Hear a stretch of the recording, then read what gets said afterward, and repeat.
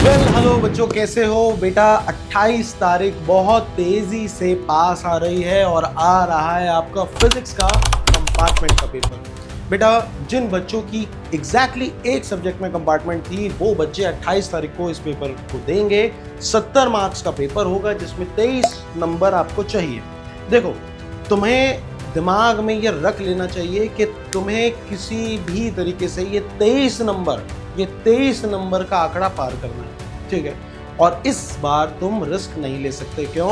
क्योंकि इस बार रिस्क लेना मतलब 1 साल पीछे हो जाना।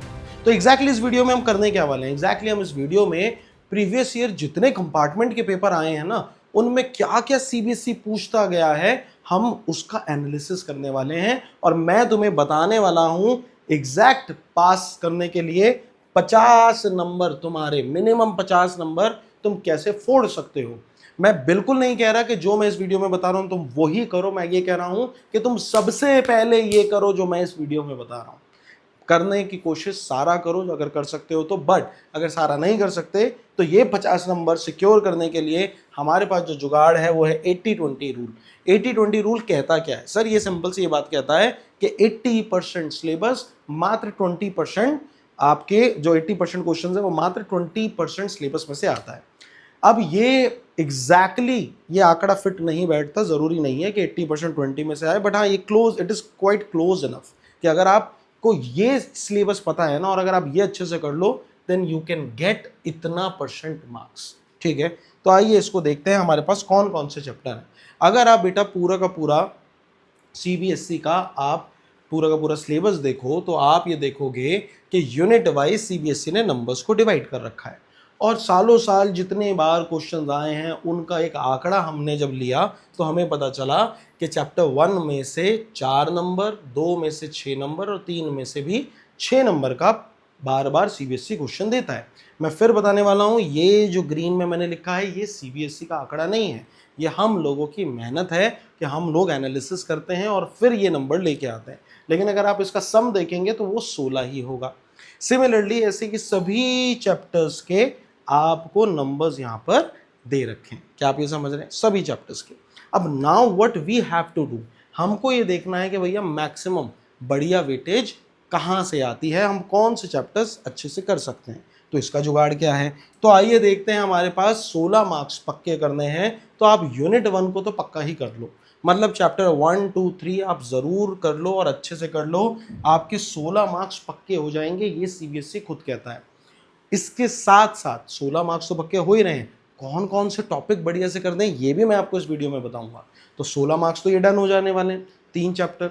उसके बाद आप सीधा जंप करिए चैप्टर 9 और chapter 10 which is your optics. आप ऑप्टिक्स को निपटाइए बेटा, ऑप्टिक्स को छोड़ने की गलती मत करना, क्योंकि कंपार्टमेंट का पेपर है, ऑप्टिक्स में से काफ़ी सवाल आएंगे और कुछ सवाल तो बहुत ऑब्वियस भी होते हैं। अगर आप ऑप्टिक्स करते हैं तो 15 नंबर आपके पूरे हो जाते हैं, 16 पहले 15 ये, तो आपको 31 नंबर आपके यहाँ पर डन हो जाते हैं। मतलब इन 5 चैप्टर को करते ही आप इजीली पास तो हो ही जाएंगे, लेकिन हमको छलांग ऊंची लगानी है, क्योंकि मान के चलो कि अगर कोई दिक्कत हो गई तो हमको और भी चीज़ें करके जानी है। तो सिर्फ एक चीज़ और जो आपको मैं सजेस्ट करूंगा कि आप अच्छे से करो, वो है आप पूरा का पूरा मॉडर्न फिजिक्स, आपके पास जो मॉडर्न फिजिक्स है बेटा आप उसको भी कर लो। देखो हल्का हलवा चैप्टर है, ये सारी वीडियोस मेरे channel physics tips and tricks पे ऑलरेडी गई हुई हैं, वन शॉट गई हुई हैं और इस लेवल का करवाया हुआ है कि 1-1 घंटे के वन शॉट इसके डाले हैं। और सीबीएसई क्या जेई लेवल के भी क्वेश्चन आ जाए ना तो भी आप अच्छे से कर लोगे। तो कौन कौन से क्वेश्चन है आपके पास बेटा? चैप्टर 11, चैप्टर 12, चैप्टर 13 आपके पास है और आपके पास चैप्टर 14 है। चैप्टर 14 कौन सा है सर? ये तो सेमी कंडक्टर है, हलवा चैप्टर है, पिटे पिटाए सवाल इस पे से आते हैं। चैप्टर 13 एंड चैप्टर 12 ये कौन सा है सर? ये एटम्स एंड न्यूक्लियाई है, ये भी हलवा है। इसके साथ साथ एक डुअल नेचर को मैं और कह रहा हूँ आपको कि आप इसको और निपटा लो, ठीक है। मैं कोई आपको वो छोटे मोटे इलेक्ट्रोमैग्नेटिक वेव या ये सब नहीं करने को कह रहा, मुझे पता वो भी छोटे हैं, लेकिन मैं आपको इफेक्टिव चैप्टर्स बता रहा हूँ कि आप इसको करो। अगर इसका टोटल करोगे तो बेटा 19 मार्क्स, यानी 31 मार्क्स यहाँ, 19 मार्क्स यहाँ, टोटल 50 मार्क्स आपके डनजो हैं। क्या आप ये बात समझ रहे हो? तो 50 नंबर आप इजीली ले सकते हो अगर आप ये चैप्टर्स करके जाते हो। अब इस चैप्टर्स में से इंपॉर्टेंट क्या है, तो इंपॉर्टेंट आइए देख लेते हैं जो आपको करके ही जाना है। सबसे पहला चैप्टर वाइज इंपॉर्टेंट टॉपिक्स कौन कौन से हैं, तो चैप्टर 1 में पहले आते हैं बेटा। चैप्टर 1 में कूलम लॉ की वेक्टर फॉर्म आपको पता होनी चाहिए कि Q1 Q2 bye R1 minus R2 के मैग्नीट्यूड का क्यूब और ऊपर R1 vector minus R2 vector, ये आया कैसे, इसके लिए वीडियो है। उसके बाद इलेक्ट्रिकल डाइपोल अच्छे से करके जाना। इलेक्ट्रिकल डाइपोल में सब करना है भाई, एक्सियल इक्वेटोरियल पे इलेक्ट्रिकल फील्ड, इलेक्ट्रिकल डाइपोल का इलेक्ट्रिकल पोटेंशियल क्या है, torque due to electrical dipole, potential energy of electrical dipole. Risk नहीं ले सकते वरना 1 साल पीछे हो जाओगे। उसके बाद गॉस लॉ ज़रूर करके जाना। गॉस लॉ की application Q inside by epsilon not बहुत बहुत बहुत इंपॉर्टेंट है, तो इसको ज़रूर करके जाना, बहुत ज़्यादा इंपॉर्टेंट है बेटा। चैप्टर 1 के बाद आते हैं chapter 2 which is nothing your electrostatic potential and capacitance. सीधी सी बात है, कैपेसिटर जो बिना करे जा रहा है वो बच्चा बहुत बड़ा रिस्क ले रहा है, तो ज़रूर करके जाओ।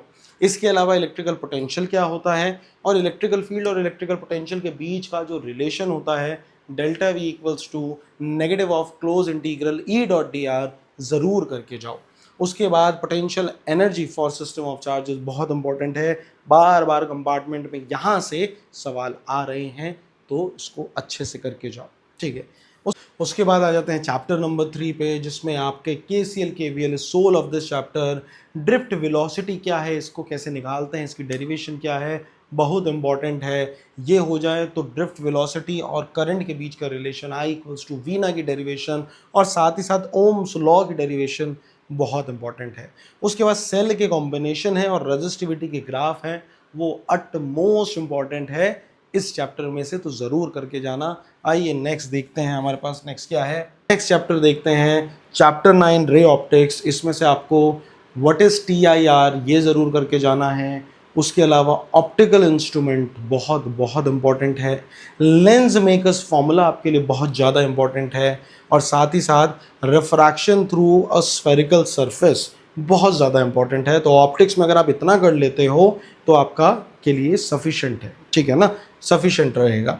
उसके बाद वेव ऑप्टिक्स की जब बात करें तो हाइगन्स प्रिंसिपल इंपॉर्टेंट है, और हाइगन्स प्रिंसिपल से एक वेव फ्रंट बनता कैसे है ये पता होना चाहिए।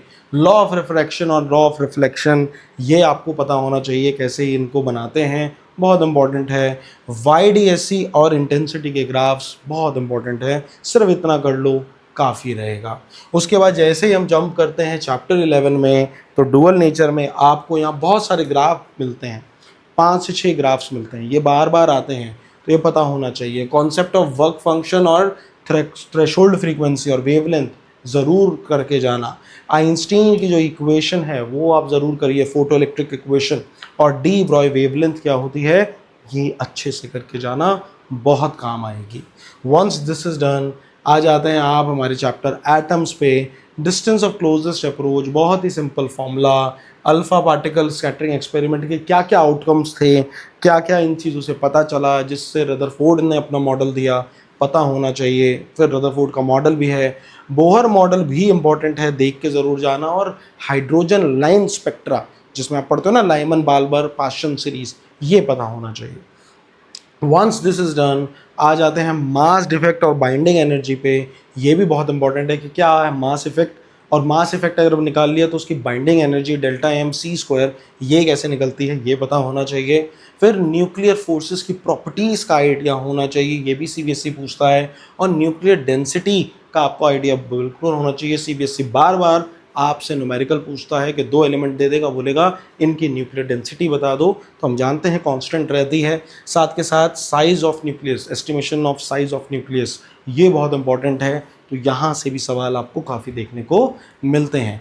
आ जाते हैं हमारे आखिरी चैप्टर विच इज सेमीकंडक्टर। बेटा इंट्रिंसिक एक्सट्रिंसिक सेमीकंडक्टर क्या होते हैं, डोपिंग क्या है, फॉर्मेशन ऑफ PN जंक्शन आपको पता होना चाहिए, और हाफ और full wave rectifier most important topics हैं। इसका भी 1 शॉट तैयार है, आप जाइए 1 शॉट देखिए और अपने इस जर्नी में चांद लगाइए, फटाफट इसको कंप्लीट करो। कहीं डाउट आता है तो कमेंट सेक्शन में लिखो, मैं सभी के रिप्लाई करता हूँ। All the very best.